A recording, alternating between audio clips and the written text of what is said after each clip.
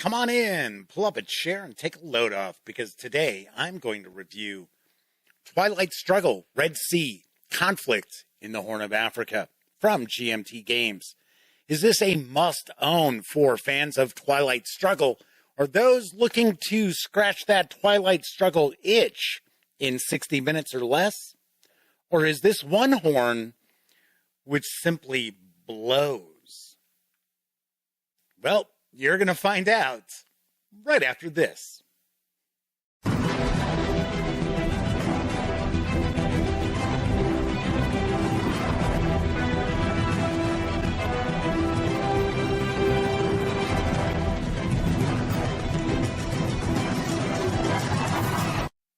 Howdy, gang, and welcome once again to the Duct Tape Studios.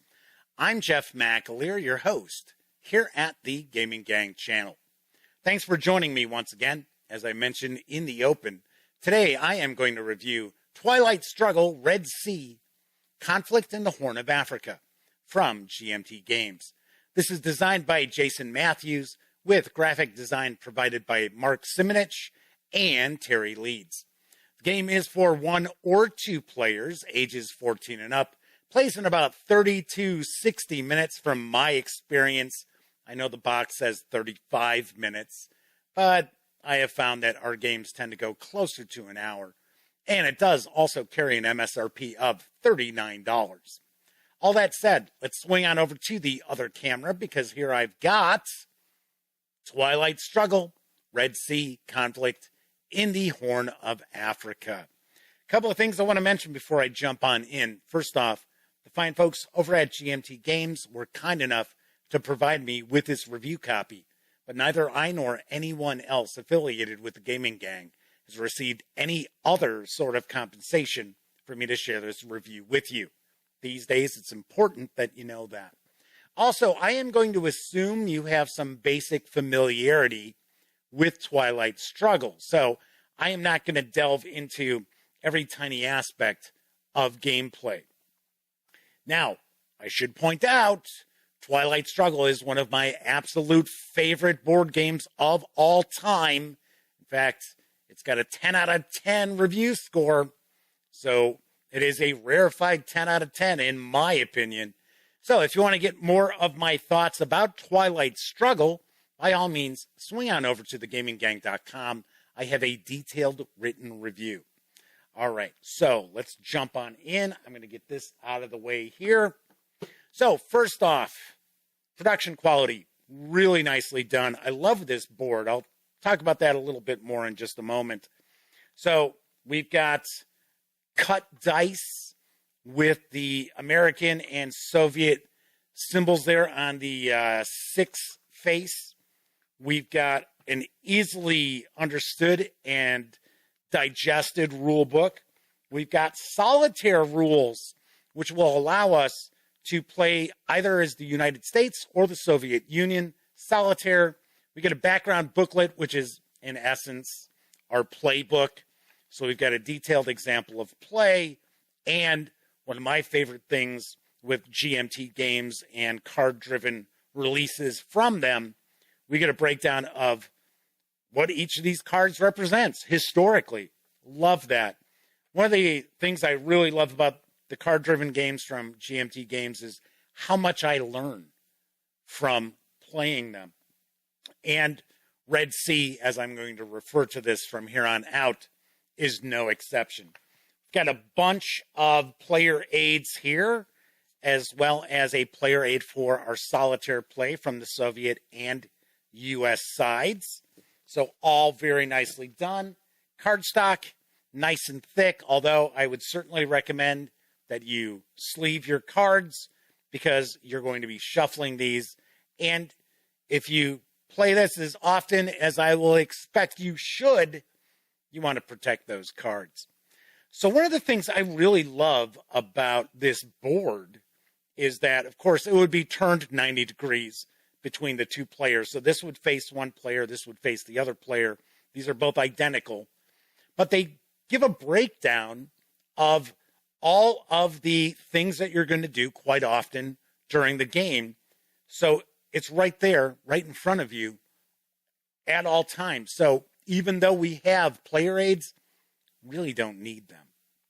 So there is one tiny problem, at least with the copy I received. I don't know if it's the entire print run from GMT Games, but some of the counters actually have a printing error. So as you can see, there's these lines that run through it.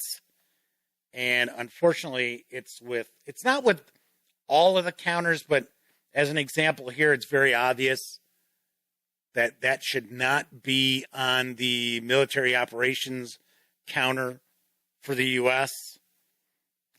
Does it do anything to the actual gameplay? Absolutely not. Of course not. It's just unfortunate that it looks like there was some sort of a printer error there.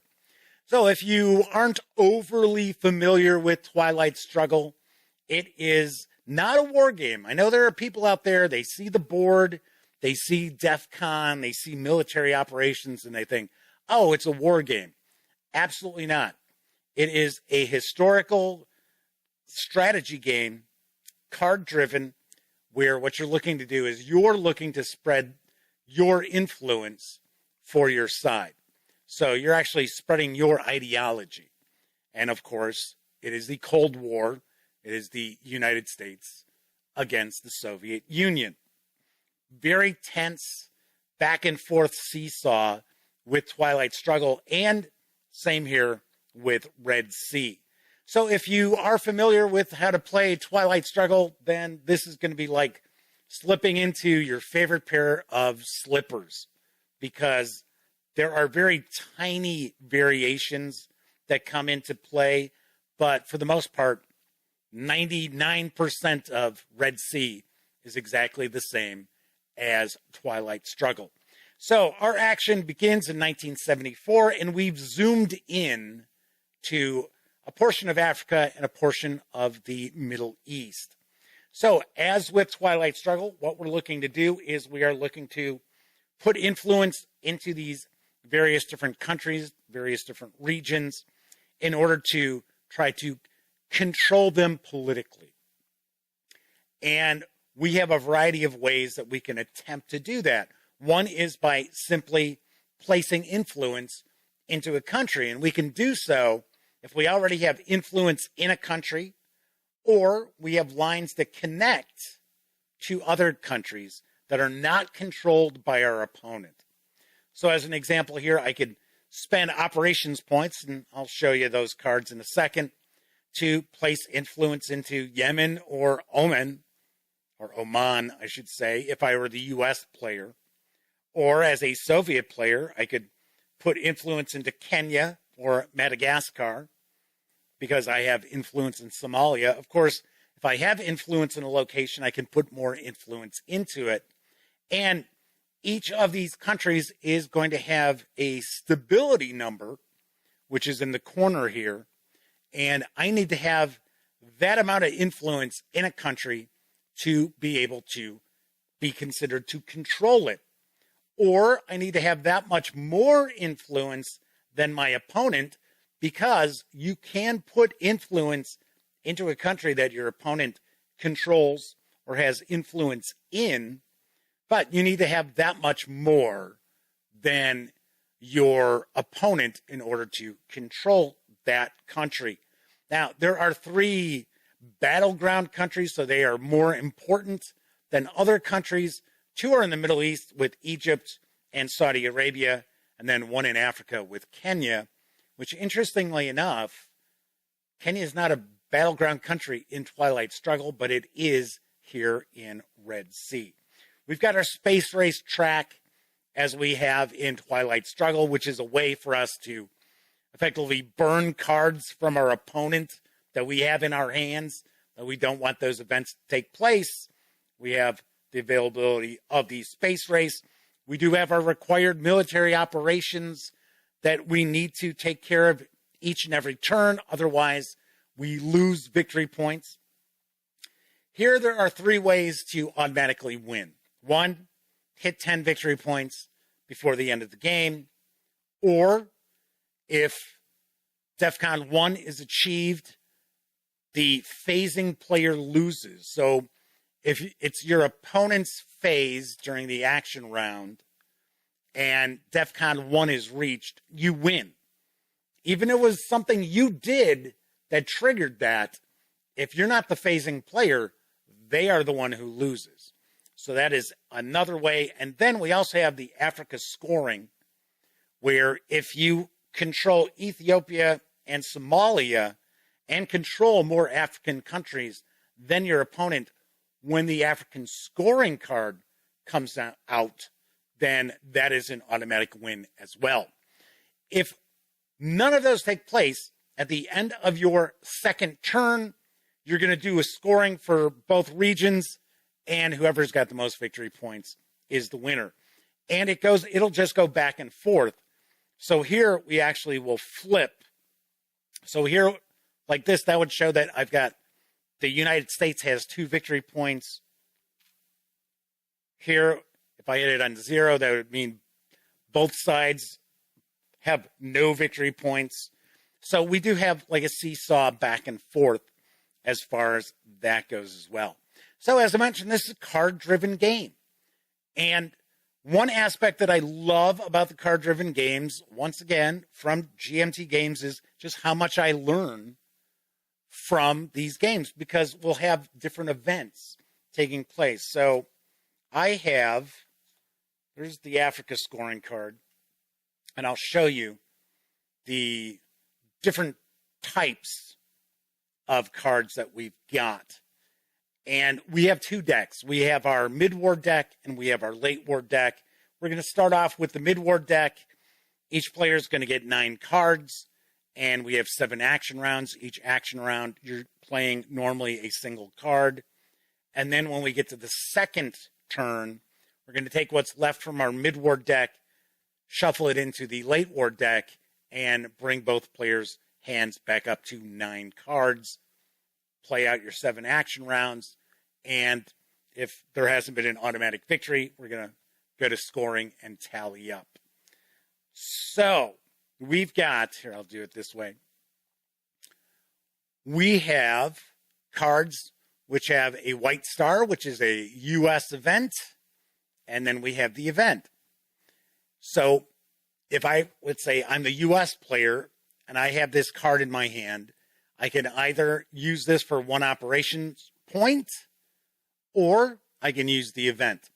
And operation points are used to add influence, do realignment rolls, which is trying to take influence out of a country, influence from your opponent, or you can also do coup attempts, which can actually swing in big areas where you actually take influence from your opponent out and add your own influence in.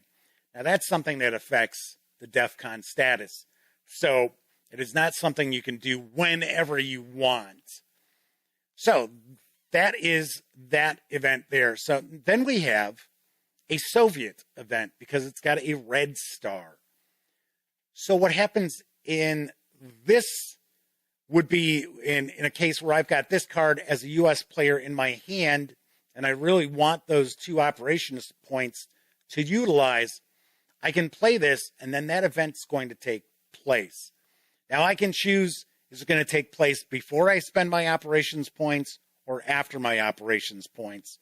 But because I use this card, it's not my event, that event has to take place. And this is actually, in my opinion, the best part of the Twilight Struggle design, because it's not necessarily when you play your events that's the most important to winning. It's knowing how to minimize the damage of your opponent's events that you end up having to play that really is going to put you in the driver's seat for success. It's one of the reasons why I love Twilight Struggle. So you'll also notice this has a little asterisk here. That means that once you play this card, that event is removed from the game. Now, with this only being 2 turns long, that's not all that important. But one cool thing about Red Sea is you can actually port in cards from Twilight Struggle and play this. Or you can also take cards from Red Sea and port them into Twilight Struggle. Very, very cool. Love that. All right. Also, we've got an event which would be for either side. So in this case, as a U.S. player, I could either use it for the operations points or just play the event, because the event can be for either the U.S. or the Soviet Union. So very cool there. Now, I mentioned we have 2 regions, so that means we've got 2 scoring cards. And the Middle East scoring card is actually in the late war deck. Now, I looked through the rules. I did not see anything saying that that Middle East scoring card has to be in the cards that get dealt out for the second turn. So it is possible, and maybe I've got something wrong here, but it is possible that you could play your 2 turns of Red Sea and never see the Middle East scoring card. So that is something I'm pretty sure we were playing it correctly. But one scoring card you will see is the Africa scoring card. So that is the mid-war. So this is going to come into play. And just like in Twilight Struggle, you cannot hold a scoring card. You must play the scoring card in the turn. And of course, yet another way that you're going to try to maximize your potential for victory is knowing when to bust out a scoring card. And of course, that's when you have the most influence and most control over a region. Sometimes that might be at the end of the turn. Sometimes it might be at the beginning of the turn. So it's very important that you know when to bust out your scoring card in order to be victorious. Now, one aspect of Red Sea that's different than Twilight Struggle is we actually have strategic sea lanes, which is essentially another region that you're looking to influence and looking to control. And if you do control it, when a scoring card comes out, it is really, really powerful. In fact, it's very easy to get an automatic win and hit 10 victory points if you've got some pretty decent domination of either region and you control the strategic sea lanes, which does need 4 influence for you to be able to do that. Now, there is one other card that goes back and forth, which is just like the China card in Twilight Struggle, and it is the Romanian autonomy card. And once again, this is if one side uses it, the other side gets it. They have to flip it over, and then at the end of the turn, they get to activate it, and it's available as a card for them to play. So rather than having a China card, we've got this Romanian autonomy card. So there is also an optional third turn to Red Sea that you can play. We have actually played this 5 times because, like I said, I love my Twilight Struggle. And we have played it twice with the optional third turn.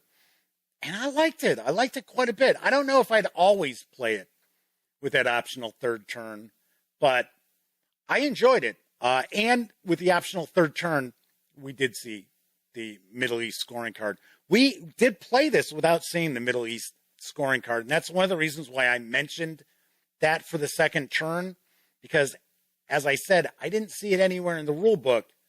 So I'm pretty sure we did it right and just didn't happen to get the Middle East scoring card dealt out for the second turn. All right. So all in all, that is effectively Twilight Struggle, Red Sea conflict in the Horn of Africa. So let's swing on over to the other camera because I'm going to share some final thoughts as well as my review score. I think it's probably going to be pretty obvious that I really, really do like Twilight Struggle Red Sea. I love Twilight Struggle. As I mentioned previously, it is one of my absolute favorite board games out there. In fact, every year at Gen Con, if my best friend Elliot Miller is there, I bring my copy of Twilight Struggle and we play our Twilight Struggle Challenge. So it's to make sure that we play against each other at least once a year. Usually we're able to get Twilight Struggle out 2-3 times a year, but just in case, we always have that challenge. So Red Sea captures everything I love about Twilight Struggle, and it adds a couple of very tiny little wrinkles to the overall gameplay with the sea lanes, as well as we've got some new bonuses for the space race that aren't in Twilight Struggle. And then, of course, we have that special scoring rule about Africa and controlling Ethiopia and Somalia and more countries than your opponent for an automatic victory. So just very small wrinkles. All in all, really had a good time. Although the box says 35 minutes, I've yet to get a game in 35 minutes. I will also point out I have not played this solitaire. I have read over the solitaire rules, and they look pretty effective. One thing I will point out, in the past few years, GMT has really, really gone above and beyond to provide solitaire play for a great many of their releases. And to me, it looks like solitaire play for Twilight Struggle Red Sea is going to be top-notch as well. Would I replace Twilight Struggle with Twilight Struggle Red Sea? Absolutely not. It's certainly not as epic in scale because you're only playing 2 turns, which all in all I think is like 10 years of historical events. So, of course, yes, I love the big epicness of Twilight Struggle. But if I only had 45, 60 minutes to play something with a friend and they already knew how to play Red Sea, by all means, I would certainly bust this out. Something else I do want to point out, strategy-wise, is that you really have to go for the throat. Now, that's usually the case with Twilight Struggle as well. But if you fall behind in Twilight Struggle, you know you've always got... Okay, if you fall behind early, you should always have some time to be able to get back into the game. Not always. Sometimes things collapse very quickly in Twilight Struggle. But usually if you fall behind early, you've got time to catch up and even possibly win in the end. Here you've only got the 2 turns. So you have to go all out to really drop the hammer on your opponent. And it is easy to kind of get behind the 8 ball right off the bat and maybe not be in a very competitive situation fairly early on. One thing I do want to point out is you've only got 2 turns, so it's not as if the agony is going to go on for a long time. And you also have those automatic victories. So that will pretty much, put the nail in the coffin pretty quickly as well. All right. All in all, like I said, I really enjoyed Red Sea quite a lot. On a scale of 0 to 10, I give Twilight Struggle Red Sea Conflict in the Horn of Africa a 9 out of 10. It is that good. If you like Twilight Struggle, you should add it to your collection, even just for the cards to bring over into Twilight Struggle. But as a game in itself, it's excellent as well. So definitely give it a very, very high recommendation. Like I said, 9 out of 10. All right, that is it for this time out. If you like this video, by all means, please give it a quick thumbs up. Subscribe to the channel if you haven't already. And if you do subscribe, don't forget, ding that bell, because it will not only let you know when I upload original videos, such as this review, it'll also inform you when my live stream, the Gaming Gang Dispatch, airs Monday, Tuesday, and Wednesday evenings at 7 p.m. Central right here on YouTube. Of course, when you're not watching videos on the Gaming Gang channel, be sure to visit thegaminggang.com for all the latest in tabletop gaming news, reviews, and a whole lot more that you won't find here on the YouTube channel. You know the drill. Get your geek on at thegaminggang.com. And until I see you next time, here's hoping each and every one of you will enjoy plenty of great gaming with your gang.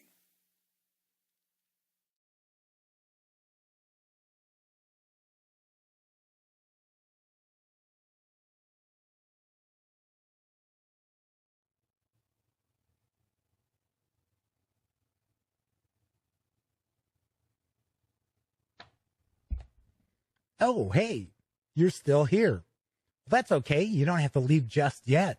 In fact, why don't you subscribe to the Gaming Gang channel right here, or take a peek at the latest live stream, or even find out what YouTube recommends you check out from the channel. And of course, I'm Jeff McAleer. Thanks again for watching.